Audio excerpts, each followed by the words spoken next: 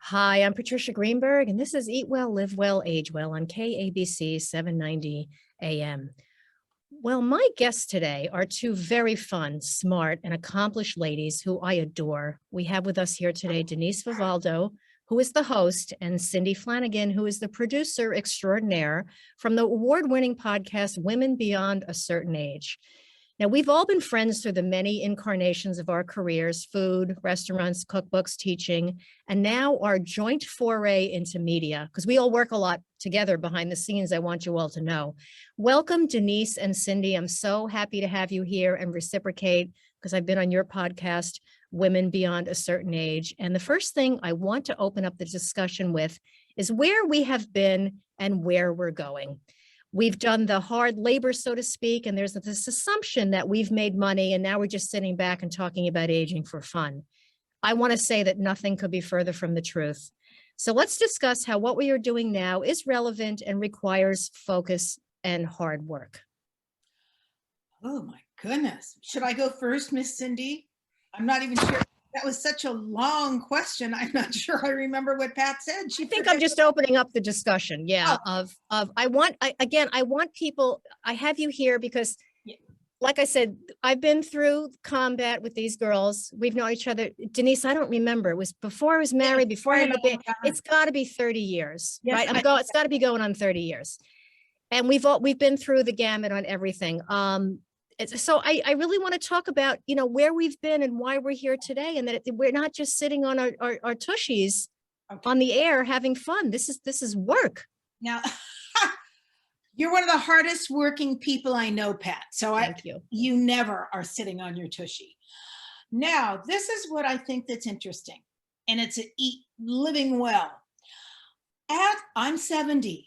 You know that. I'm the oldest chicken in this roost. Now, here's the gig.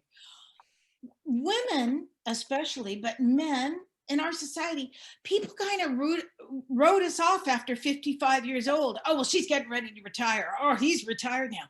So our society made us seem very old when we weren't very old. Right. And now all of a sudden in this society, and a new feeling, same society, but a little different, the culture's changed. When I see people whose parents are living to 96, 97, 98 years old and living well, living well, they're still active.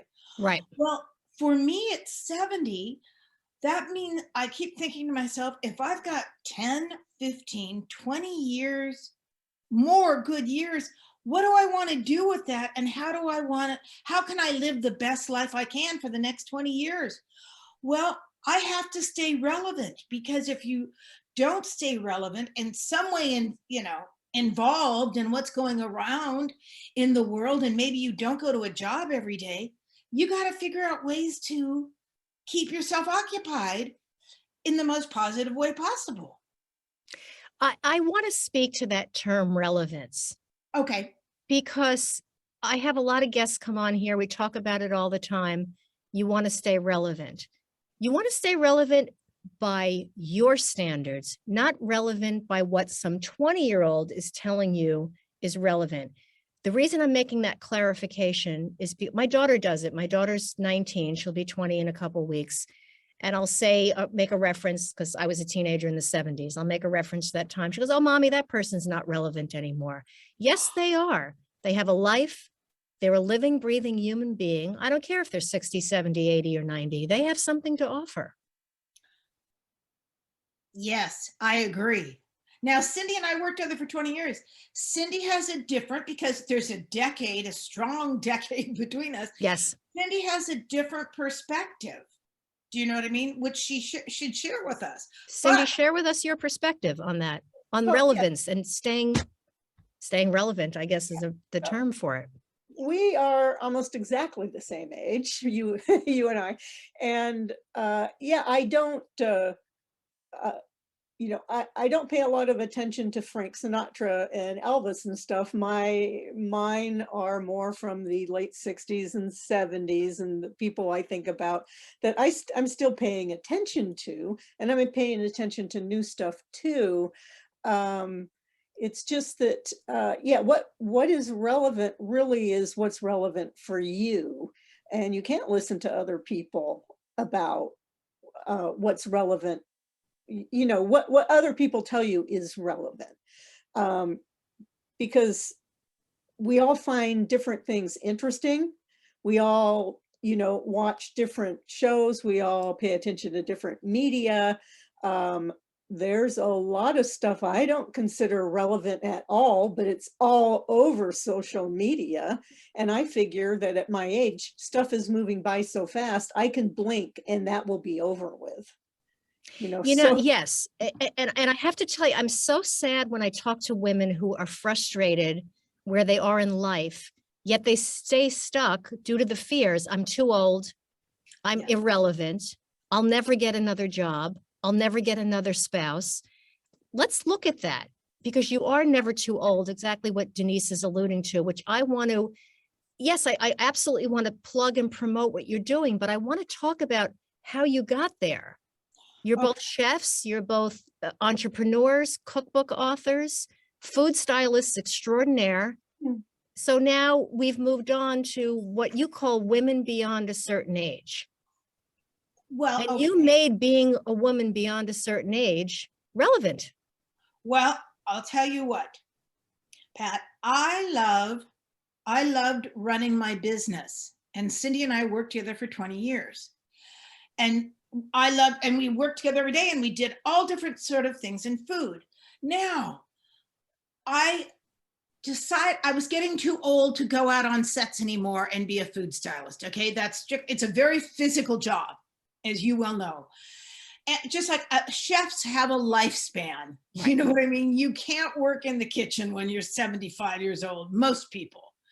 So I saw my lifespan as that career was coming to an end. Now, different things have happened. Publishing has changed. People said, oh, you should write more books. Well, that would be nice, but talk about relevant to, you know, media stars or influences are very relevant to publishers very much, but they're not looking for old cookbook authors to write new cookbooks. Right. So for me, I knew Cindy always listened to podcasts. I had listened to a few, and I thought to myself, and when I looked at the market, I thought, who's talking to women that are 50, 60, and 70 years old? Okay, who? Because everyone's talking now. Podcasts where there's celebrities. Everybody listens because their guest that day is Jennifer Lopez. Okay. So there's celebrity podcasts. There's doctor podcasts, you know. Now, your radio show is not being age discriminatory. A matter of fact, you're trying to include a whole bunch of people to get to where you feel good at this age. So the idea of the podcast to me was at women beyond a certain age. And, you know, when people used to use that expression, women of a certain age, it wasn't good news. They were saying derogatory. Well, she's a woman of a certain age. That was instead of saying she's an old hag, or she's in menopause, or she can no longer have kids, or, well, we interviewed a woman today, but she was a woman of a certain age, meaning she was too old for them to hire. And that meant 40, Denise. And now Pat, Yeah. I'm horrified. And Cindy knows this. Luckily, at least in food styling, you're based on your experience. Book writing, not so much anymore. Consulting, you can consult. I mean, I'm still doing consulting for people because they like my experience. But I see young women complaining about their job opportunities being limited, and they're in their 40s. Mm-hmm. Now that's just plain stupid and frightening, because even if they're 40, maybe they got out of college at 22, 23, 24. They've only been working maybe for a decade. Right. So that's the lifespan of a career now. That's insane. That's insane. What troubles me the most is, because our background together collectively is in food, nutrition, being chefs. We all went to culinary school. We all worked in culinary schools. It's a specific field. But even within that field, and I'm speaking to everybody regardless of your field, every single one of us has been a jack of all trades, even in the field that you work in. Oh, yeah. And there are certain things I could write a cookbook with my eyes closed. I could do a TV segment with my eyes closed. But when I see people get on, we've all been there too. Even I can remember getting on Today's Show in my 40s, and the kids doing this, the food props were in their 20s, and they were putting the packages upside down or backwards. And I'm thinking to myself, why aren't they hiring an experienced food stylist? This is the Today Show. And because this obsession with youth, that they'll take somebody who doesn't know what they're doing based And- on their age over someone who really, really can make them look good. And I'm astounded by that. And money, honey. Yeah, and money. When you look at, and Cindy could attest to this. Okay, Cindy already was kind of, what Cindy's career, she was a graphic designer. And computers started doing all sorts of things for designers, and graphic designers just went by the wayside. And how many times, I mean, Cindy and I can talk about this till the cows come home. Cindy, you said, Cindy's working with kids that are 25 that call themselves graphic designers. They know how to do Photoshop on a computer. They are not graphic designers, okay? So, I mean, Cindy has better design skills, but that was, I mean, years ago, graphic design started to be cut out. And, you know, but Pat, in speaking to that, it all comes to money. Because in influencers, you know, influence is just PR, but now instead of cutting out, they've cut out when a company, a big name brand, uses influencers and they sign a contract, they promise to give them so much money and they're going to hopefully get the hits and numbers. If it doesn't work, they don't use them again. Mhm. But campaigns where they used to, you know, pay a PR company were twice, 40 times more than an influence making now, but the influencer probably doesn't even know it. So it all comes down to, they get a Food Network started it in food styling. We were talking about it in media. Food Network hired culinary kids out of school and they could get someone for a tenth of the cost of someone else. So they put them to work. I mean, it's all, you know, it's money. And then they put them on the air. And then they put, do you think? Because they're actresses. I mean, FYI, everybody out there on the Food Channel, these are not chefs and highly trained food people. They're actors and actresses. And God bless them, they figured it out, but that's the reality. Honey, one or two of Cindy's and my clients, after 6 or 7 years on Food Network, one of them said to me at lunch, I've learned so much about food. Now, I almost choked because I thought, isn't that amazing that, well, thank God Cindy and I knew a lot about food. That's how you got your cookbooks right. Exactly, You know, exactly. But no, it's a different mindset. It's a different mindset, but it certainly plagues older people thinking that even with experience or a lot of on-the-job training, that we don't have a place in the workforce. I'm Patricia Greenberg. You're listening to Eat Well, Live Well, Age Well on KABC 790 AM, where we talk about all things aging well. My guest today, Denise Vivaldo, host, and Cindy Flanagan, producer from the award-winning podcast Women Beyond a Certain Age. Please go and listen to this amazing show at www.womenbeyondacertainage.com, and we're all podcasts available. The show is a very widely listened to show. I love the topics. It is focused on cooking and cookbooks and food, but it's lifestyle and it's living life to the fullest and getting to know people. And it really, if you're in that, even if you're not in that age category, please take a listen. There's so much wonderful information. Today with Denise and Cindy, we're talking about pivoting in work and in life to make your life the best it can be.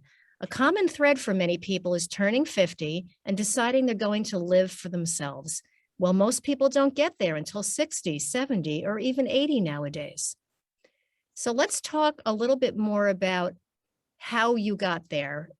And because you two are really calm and accepting. And one thing I say, I think on every single episode of this show is you really have to accept your age. So the first step in saying is, okay, I turned 60 this year, which I did.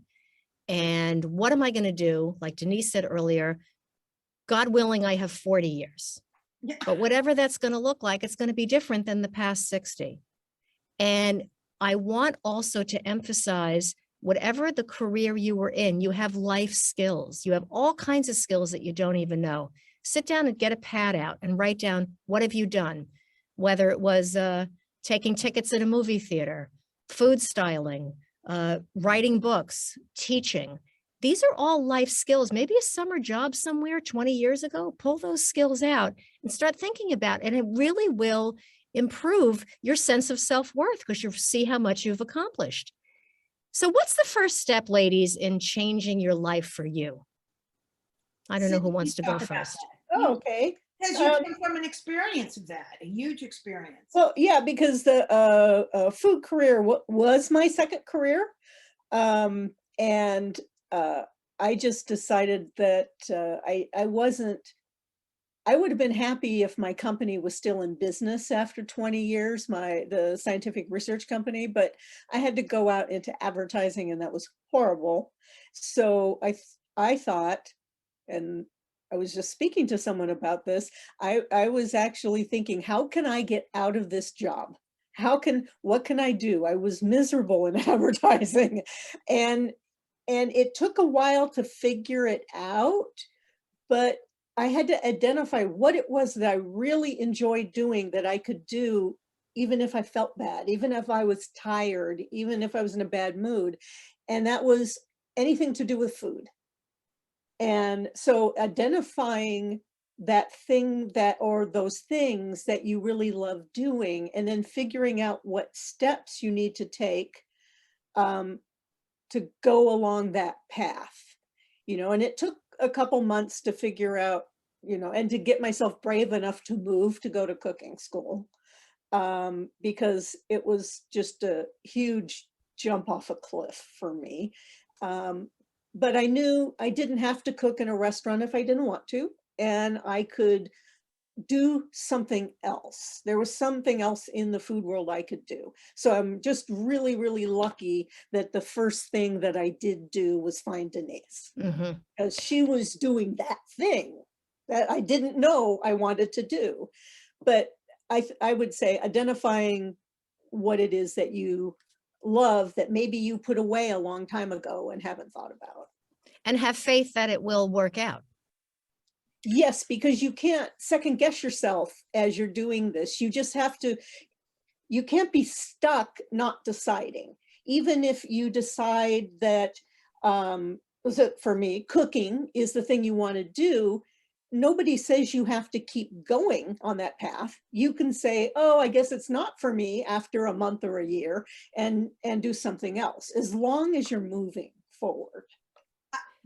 And you know what, Cindy, that's so smart. Here's the other thing. And Pat, you know this. I'm sure people have said to you, oh, I always wanted to write a cookbook. Okay. People say that to me. I'd say, okay, do it.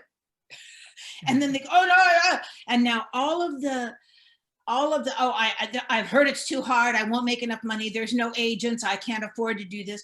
Well, in fact, yes, you can if you make a plan.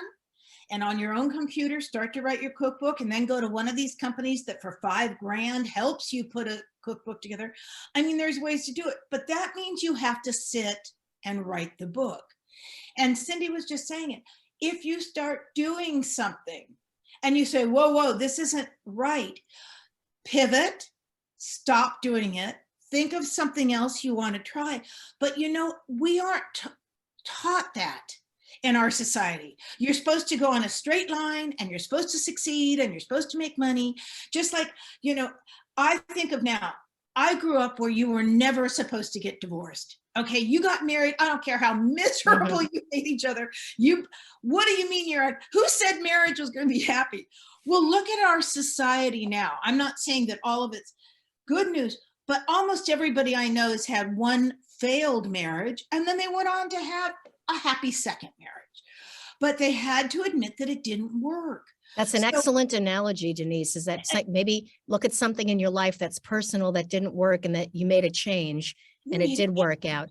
What I believe in sheer honesty as we age. And so what do you say to people, men and women really, who lie about their age and who are always dancing around that idea of that they are aging? Go ahead, Cindy. Yes.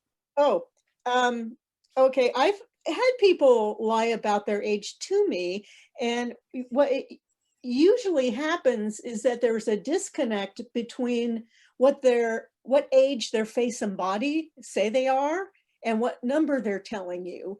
And well, I would ask them, why do they think they need to be seen as younger? Perhaps there's a valid reason, but still, I really do think that when there's this disconnect, then you look at them and they're saying they're 50 when they're 60. Well, they look like a really bad old 50. Do you? But you ought to say you're 70, so people will think you look fantastic. Right, so you look great for your age. You know what? Ours, again, does our culture respect older people with wrinkles? Not really. Do you know what I mean? All our magazines are filled with people that have had covers that have had nips and tucks, which I think is fine if that's what you want to do. I'm saying that. But why people, now for me, this is just a personal thing. I'm 70. Now, there's a couple of issues here. I shouldn't have never been able to live this long because I always live life to the fullest. I've made so many mistakes that, you know what I mean? If I hung on to them, I couldn't walk. I would be tripping over the Grand Canyon trying to get to the next spot. So what? It's my life. I like myself. And now that I'm 70, I do have some wisdom because I made every mistake you could ever make. The big ones, the ugly ones, the stinky ones. And now, you know what? I'm thrilled that I'm 70. And do I look 70? Yeah, but that's okay. What And you can laugh. You can laugh about every single last mistake you've made. Absolutely.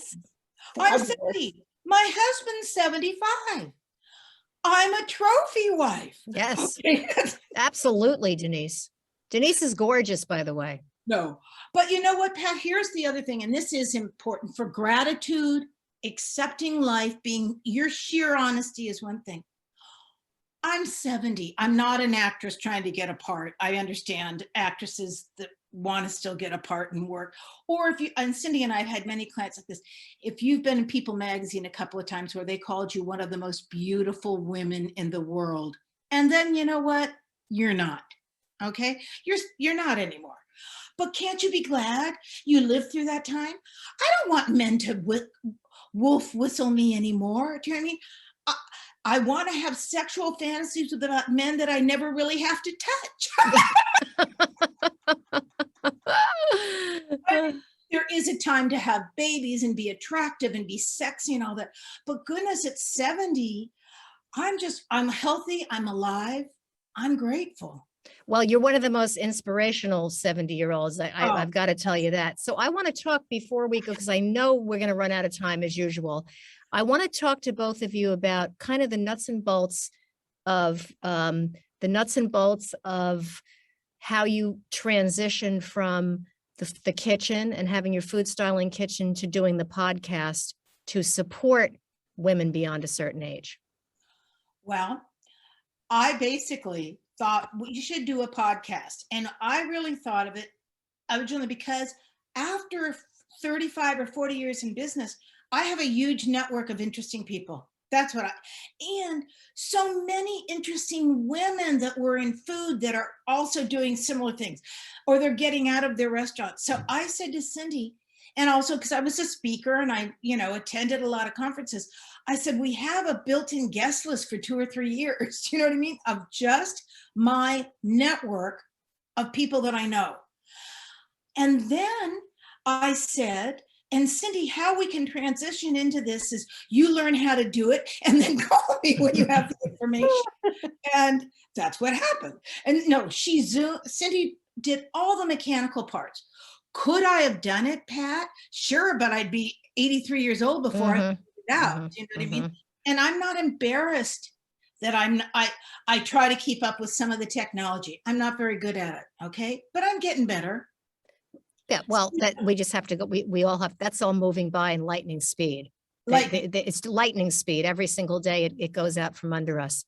Which I want to mention that I think the first time I was on with Denise and Cindy, I was absolutely amazed that Cindy figured out how to put the podcast together and soundproofing and the microphones, and it was extraordinary. So you girls are a huge inspiration to me, and I think, Denise, you answered this question already. Cindy, I want to hear from you before we close. What do you like about getting older? I love that boundaries are so much easier to enforce. If I want to say no to something, I don't have to feel bad about it anymore, because I don't really care about what other people's opinions are of me.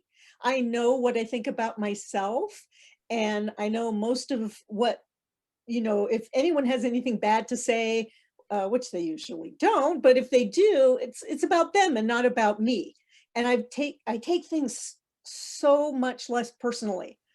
And that is the thing with being able to set boundaries and being able to say no to things that I don't want to do or don't have the bandwidth to do anymore. I love that part of being old. That's amazing because I felt it at 50 and I felt it at 60, but you reach a point where you do not give a flying fandango about what anybody says or thinks about you. Ladies, I'm so happy to have you here. My last closing thought is, please tune in Denise Vivaldo and Cindy Flanagan from the award-winning podcast, Women Beyond a Certain Age. And in closing, I just want to thank both of you so much for your insight, your wisdom and advice. And, for all of us to age well and keep going. You're going strong. There's so much more life to live. Denise, if we have 5 more minutes or 5 more years or 20 more years, every moment should be, like you said, life lived to the fullest. We're going to have regrets. We're going to feel bad, but, let's just keep going forward in a very healthy, positive way. Please go to www.womenbeyondacertainage.com. You'll have a laugh and you will certainly learn something new. Thank you so much, ladies. And thank you all for listening to Eat Well, Live Well, Age Well on KABC 790 AM. Please tune in again for engaging discussions on all things aging well.